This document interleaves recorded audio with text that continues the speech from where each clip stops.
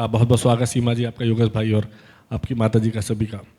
सीमा जी, पहले आपसे मैं शुरुआत करता हूँ कि शूटर दादी का जिक्र किया। एक कहानी कही जाती है कि पहली बार वो आपको लेके गई थी शूटिंग में और उसके बाद उन्होंने शूटिंग, तो वो जो एक जर्नी है शूटर दादी से और आप तक की, थोड़ा सा अगर ब्रीफ में उसको सबको सुनाएंगी तो थोड़ा बेहतर रहेगा। जी, आप सभी को मेरा नमस्कार। जैसे कि आप जानते हो, मैं एक छोटे से गांव से बिलोंग करती हूँ, बागपत से। बागपत में एक छोटा सा गांव है, जोहड़ी गांव। और वहाँ पे इतना ज़्यादा कुछ खेल का सीन पहले था नहीं। और पहले एक छोटी सी रेंज बनाई। एक डॉक्टर थे, हमारे गांव से ही बिलोंग करते थे, दिल्ली में थे वो। और उन्होंने एक छोटी सी रेंज बनाई, शूटिंग रेंज, और बच्चों को तैयार किया। तो जब मुझे पता चला कि ऐसी कोई रेंज बन रही है गांव में, तो मेरा शुरुआत से ही खेलों की तरफ रुझान था, जिसमें कि मैंने कभी गुड़िया से नहीं खेला, बंदूकों से खेला है। मेरा जो फेवरेट गेम था वो बंदूक से ही जुड़ा हुआ था। तो मैंने अपनी मम्मी को बोला, मम्मी ऐसा कुछ सुनने में आ रहा है, कुछ कुछ गेम हो रहा है बंदूक से जुड़ा हुआ, तो आप क्यों ना मेरा भी एडमिशन करा दो शूटिंग रेंज में। तो मम्मी ने कहा कि ठीक है, अभी किसी को कुछ मत बताना और हम देखते हैं कैसा क्या है। तो मम्मी जब अपने काम से फ्री हुई, वो ऑलरेडी 60 इयर्स की थी, और हम लोगों को दोपहर में लेके गई शूटिंग रेंज पे, मुझे और मेरी भतीजी को। और जो डॉक्टर थे जिन्होंने बनाया था शूटिंग रेंज, उनसे बात की कि इनका एडमिशन करा दो। तो उन्होंने बोला कि ठीक है दादी, मैं थोड़ा सा देखता हूँ कैसा करेगी सीमा। तो उन्होंने जैसे बताया कि, और मेरा शॉट बहुत अच्छा लगा टारगेट पे, तो उन्होंने बोला कि आज ही एडमिशन करा दो और बहुत अच्छा स्कोप भी है।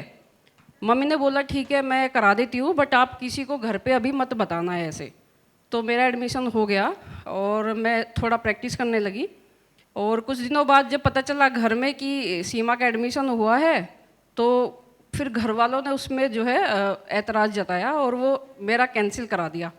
तो मुझे बहुत दुख हुआ कि मैंने कहा यार, मतलब एक इच्छा है मेरे अंदर, मैं खेलना चाह रही हूँ, और गांव को लेके मतलब लोगों का अभी इतना ज़्यादा सोच है पीछे, तो मुझे बहुत दुख हुआ। मैंने फिर से अपनी मम्मी को बहुत अप्रोच किया धीरे धीरे, मम्मी बस कैसे भी करा लो, मुझे बस एक बार ले जाओ। तो मम्मी ने फिर बाहर निकली कि ठीक है मैं वापस करती हूँ। मम्मी जाती थी और घर में फिर हमने वो सब लोगों से वो चीज़ छुपाई, और मैं धीरे धीरे कंपटीशन खेलने लगी। डिस्ट्रिक्ट लेवल पे, फिर स्टेट लेवल पे मैं जीतने लगी। फिर क्या हुआ कि डॉक्टर ने बोला कि दादी, आप जो आ तो रही हो सीमा के साथ, क्यों ना थोड़ा सा आप भी अपनी कैटेगरी में हाथ जमा लो ऐसा करके। तो मम्मी हंसने लगी, बोलेगी क्या मैं 60 साल के बाद अब कारगिल में जाऊंगी क्या भाई? तो मम्मी ने भी एक शॉट ट्राई किया और उनका भी शॉट बहुत अच्छा गया। तो क्या हुआ, मेरी जो ताई जी थी, चंद्रो जी, और प्रकाशी जो मेरी माता जी थी, तो उन दोनों की वेटन में टीम बन गई और वो दोनों खेलने लगी। तो हम जितनी भी भतीजियाँ, हम मम्मी के साथ छुप के हम लोग कंपटीशन जाने लगे। और फिर यही करते करते हम आगे बढ़े, और भगवान ने भी हम लोगों का बहुत साथ दिया कि जिस कंपटीशन को भी मैं खेल रही थी मैं उसको जीत रही थी, और मम्मी लोग भी अपना कंपटीशन जीत रही थी। और जो वेटरन कैटेगरी होती है वो मेंस और वुमेन्स दोनों कंबाइंड होती है। तो मम्मी का स्टेट लेवल कंपटीशन हुआ और मम्मी ने एक डीआईजी को हराया वो भी स्पोर्ट पिस्टल में। मतलब मुझे लगा तो मम्मी की जो ये थी चीज़, मुझे लगा कि यार ये इस उम्र में इतना ज़्यादा कर सकती, तो मैं क्यों नहीं कर सकती। तो मैं वर्ल्ड कप के लिए सिलेक्शन हुआ मेरा।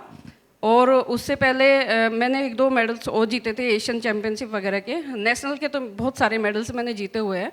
और उससे पहले मैंने चक दे इंडिया भी देखी थी। जैसे कि अभी इसमें मैंने देखा था कि डायलॉग्स कहीं ना कहीं आपको ना कनेक्ट करते हैं।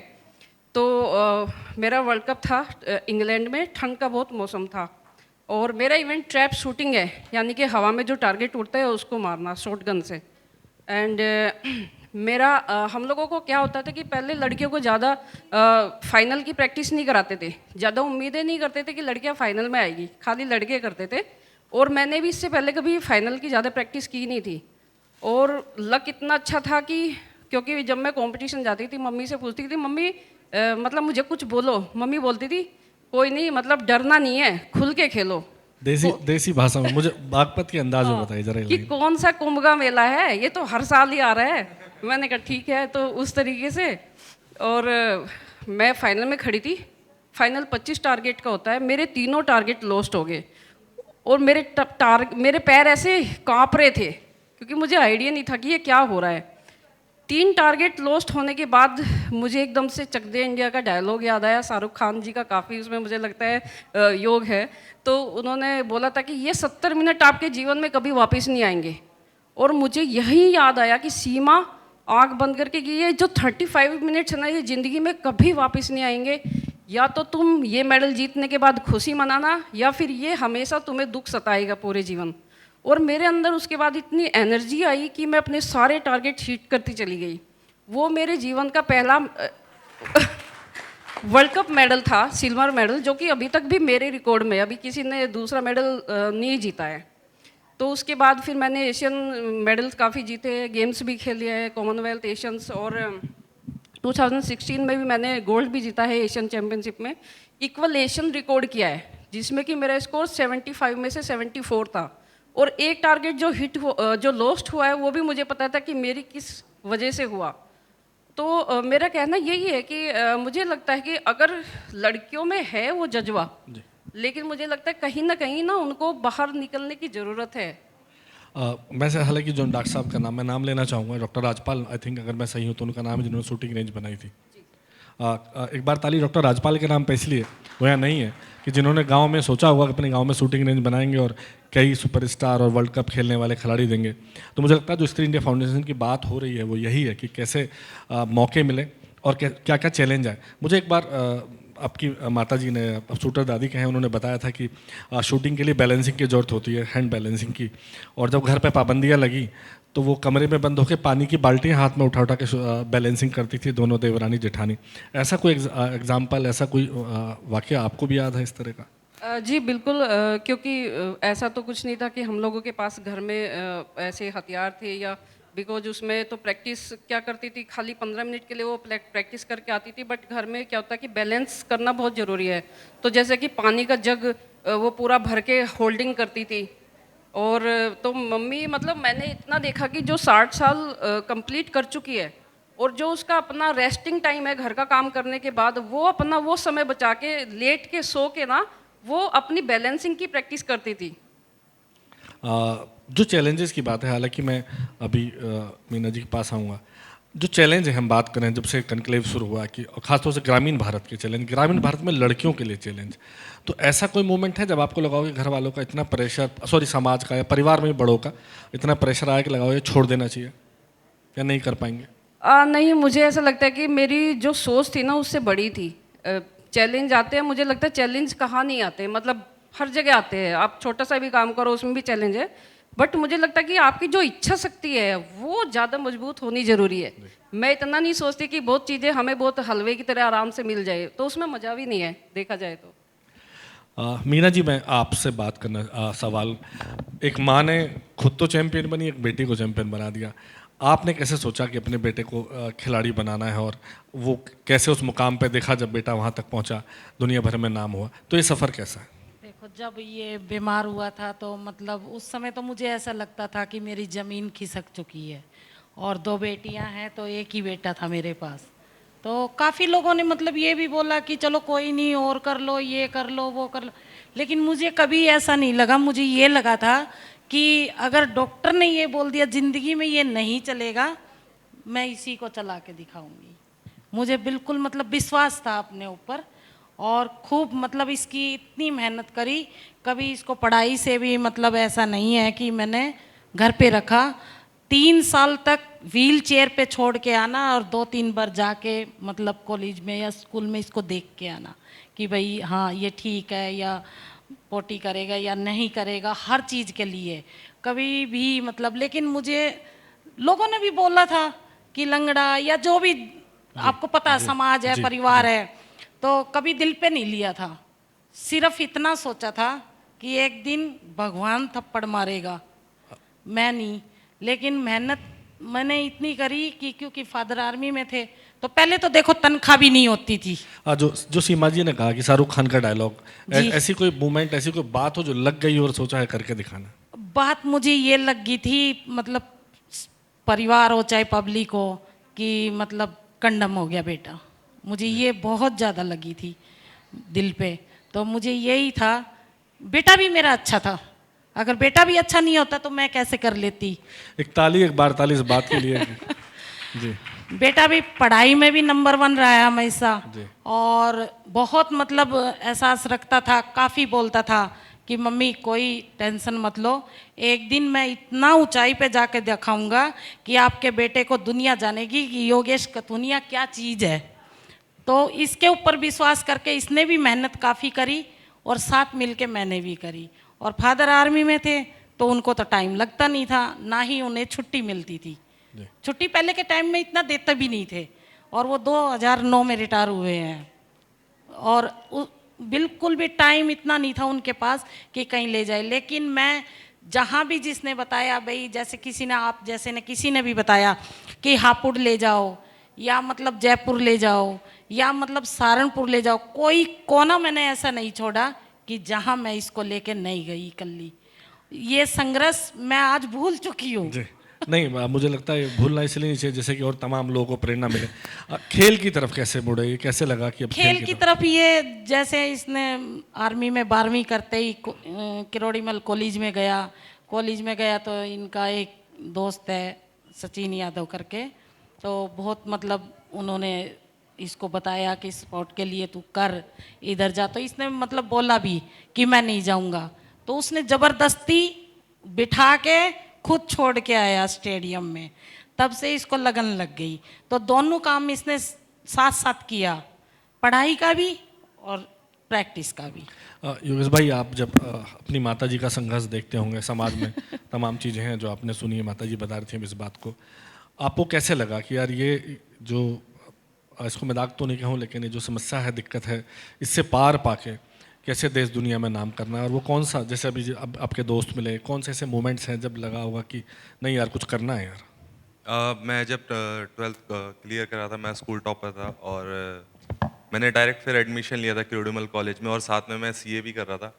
तो करते करते मेरा आईपीसीसी ग्रुप है और ग्रुप बी क्लियर हो गया था, सेकेंड ईयर के में था। तो मेरे जो सीनियर थे सचिन यादव भैया, उन्होंने मेरे को बताया कि ऐसे ऐसे पैरा स्पोर्ट्स होते हैं, तू भी ट्राई कर।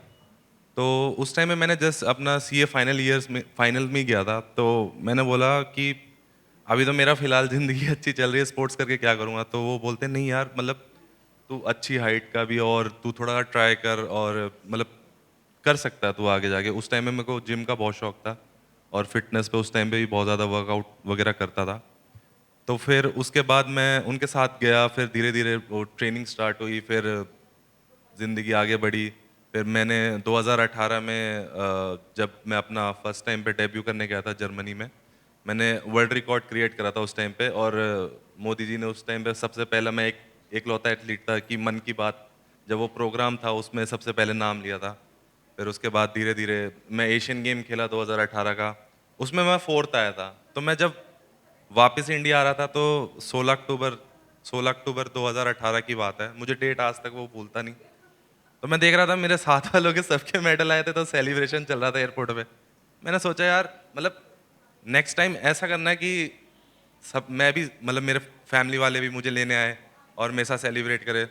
उसके बाद से फिर 2019 में मेरा ज़िंदगी चेंज हुई। 2019 में वर्ल्ड चैम्पियनशिप में ब्रॉन्ज मेडल आया, वहाँ से मैंने इंडिया के लिए कोटा लेके आया था टोक्यो पैरालंपिक्स के लिए। फिर मैं लगातार सिर्फ सिल्वर पे आया हूँ अभी तक जितने मेडल्स आए हैं, चाहे वो पेरिस पैरालंपिक्स हो, चाहे वो टोक्यो पैरालंपिक्स हो, 3 बार वर्ल्ड चैम्पियनशिप में, और एक गोल्ड आया है जो मेरा एशियन गेम में 2023 में आया था, उसमें गोल्ड था।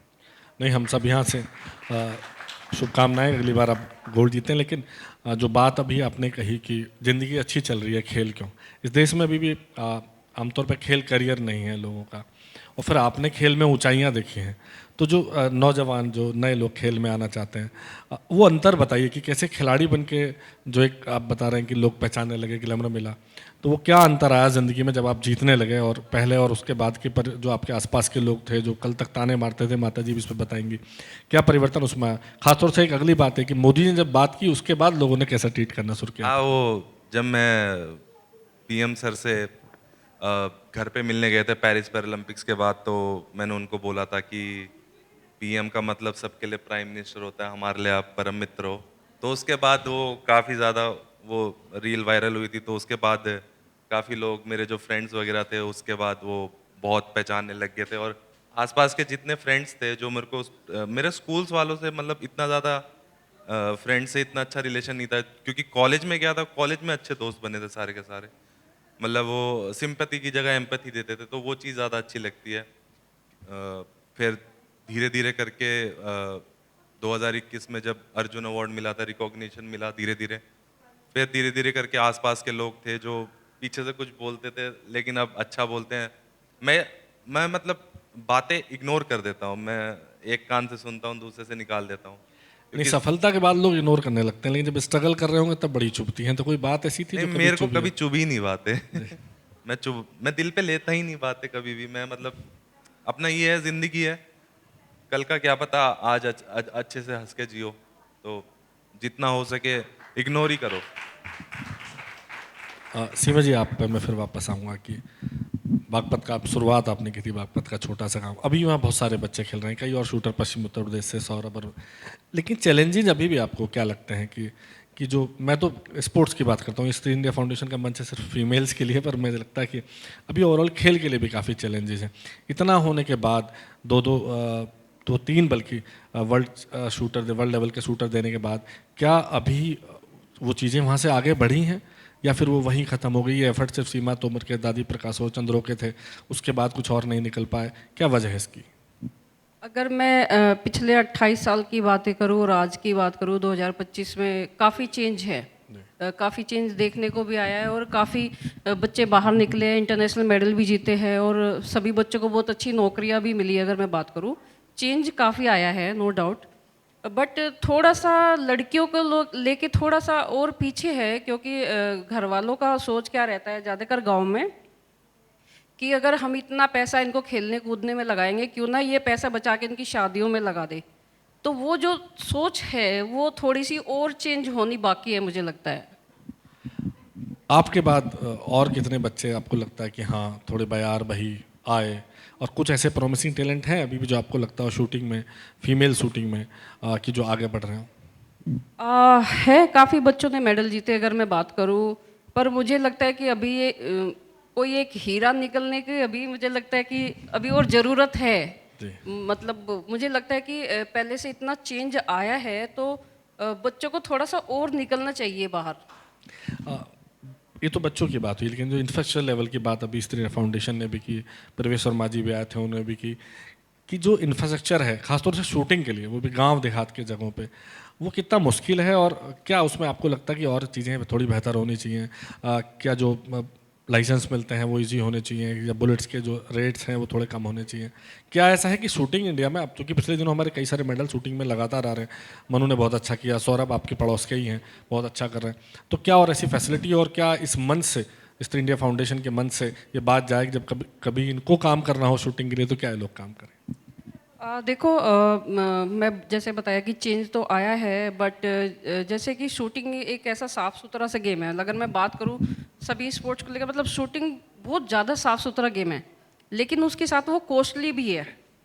जी, तभी मैंने पूछा कि गन बिल्कुल महंगी आती है। कॉस्टली गेम है, तो कहीं ना कहीं अभी शूटिंग रेंजेस ऐसे तो खुल गए हैं, जैसे मेडिकल स्टोर खुले हैं कि यहाँ शूटिंग रेंज, यहाँ शूटिंग रेंज, बट मुझे लगता है उस शूटिंग रेंज पे एक अच्छा कोच होना वो ज़्यादा ज़रूरी है। यानी कि जब आप बेसिक तैयार करते हो, वो एक अच्छे लेवल का बेसिक शुरू होना, क्योंकि अगर कोई बच्चा एक गलत चीज़ सीखता है तो उसको सुधारने में उसको बहुत समय लगता है। तो कहीं ना कहीं वो चीज़ की कमी है। और दूसरा, जैसे मैंने बताया, महंगा गेम है।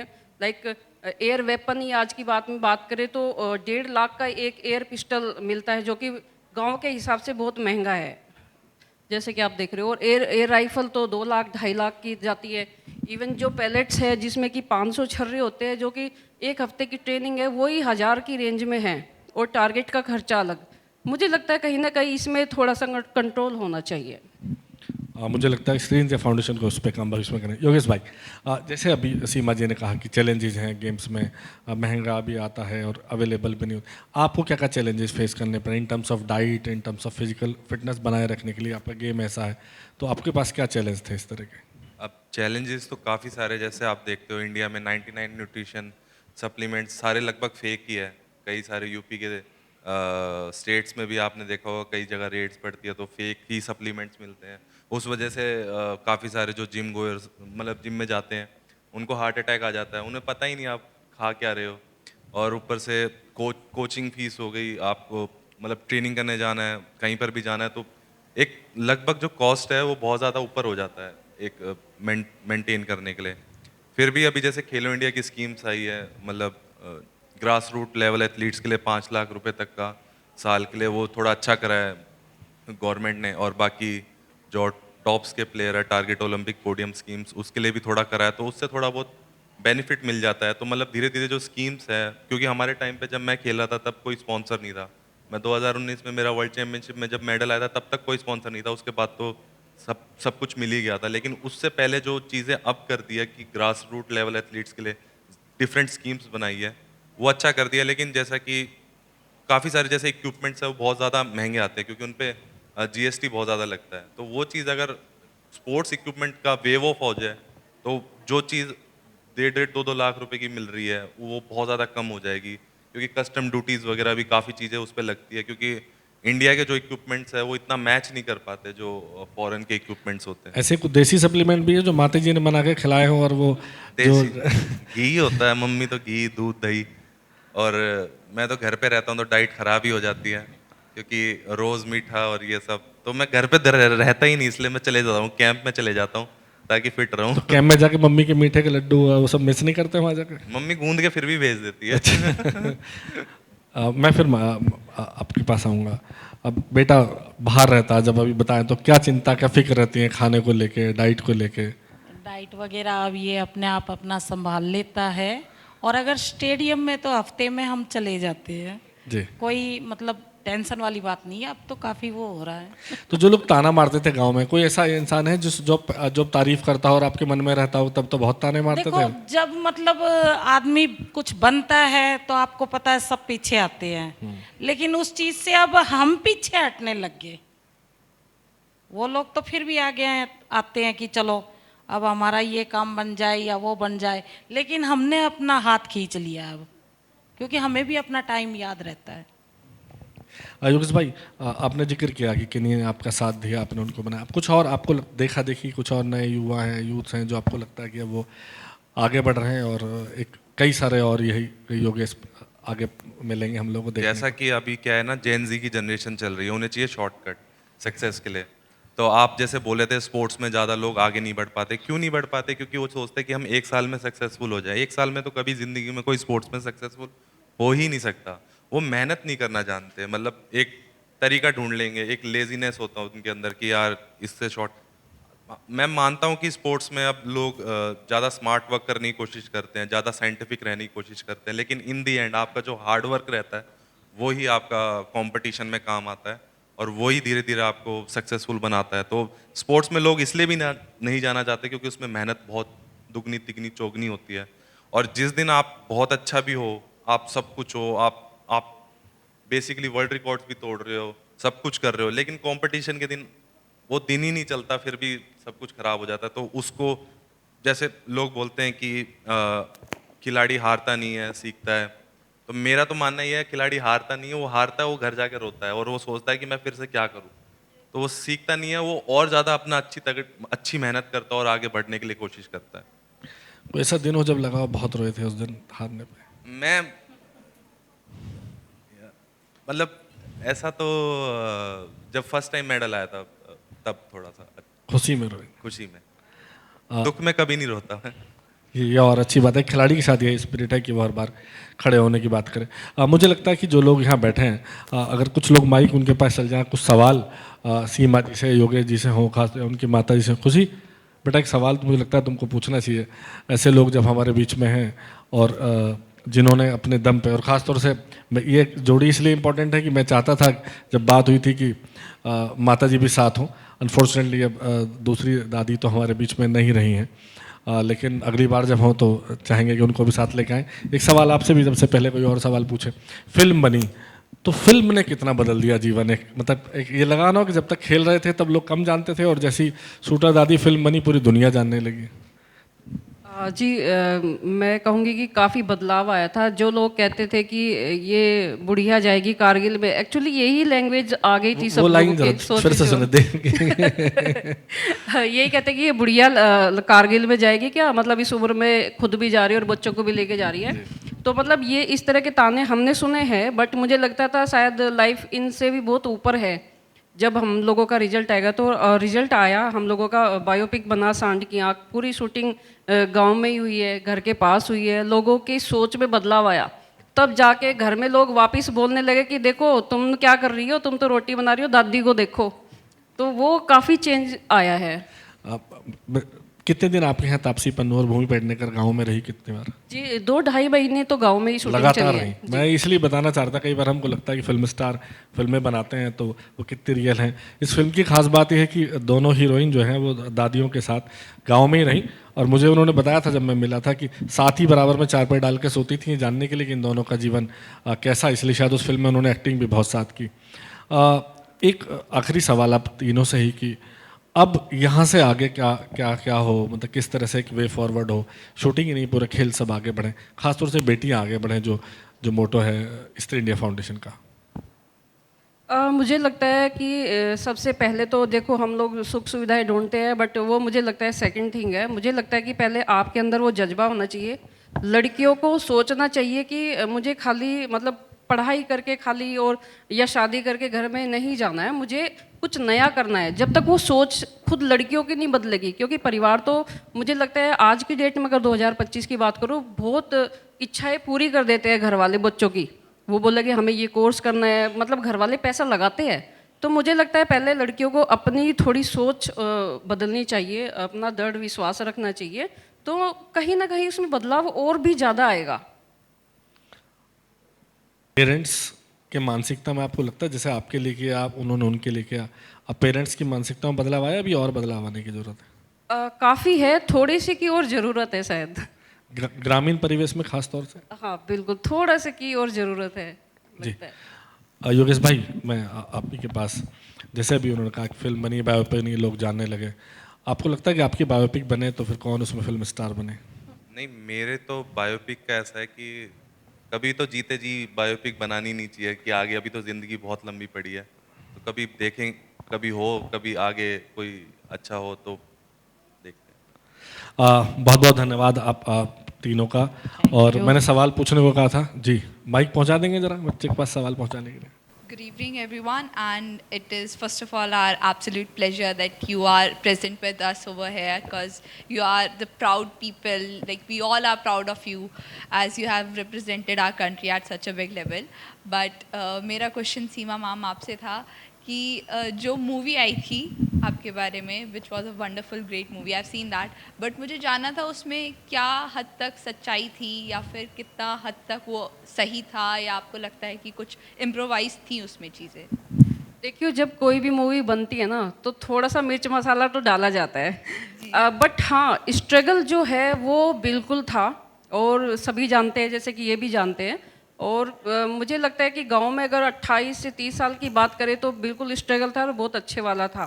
तो वो काफ़ी हद तक उसमें हमारा रियल है, थोड़ा सा मिर्च मसाला है जो कि वो डालना ज़रूरी होता है। मुझे लगता है संघर्ष को समझने की जो अभी सीमा जी करी है, आज से 30 साल पहले बागपत का एक गांव, मुझे लगता है हम सब अंदाज़ा लगा, जब आज हम चैलेंजेस की बात करें, इस कनक्लेव में है स्पोर्ट्स के चैलेंज, तो 30 साल पहले कितने चैलेंज रहे होंगे। बहुत बहुत शुक्रिया, बहुत बहुत धन्यवाद, और आभार इसलिए कि ऐसी शख्सियों के साथ बैठने का, सबको सुनने का मौका मिला। बहुत शुक्रिया।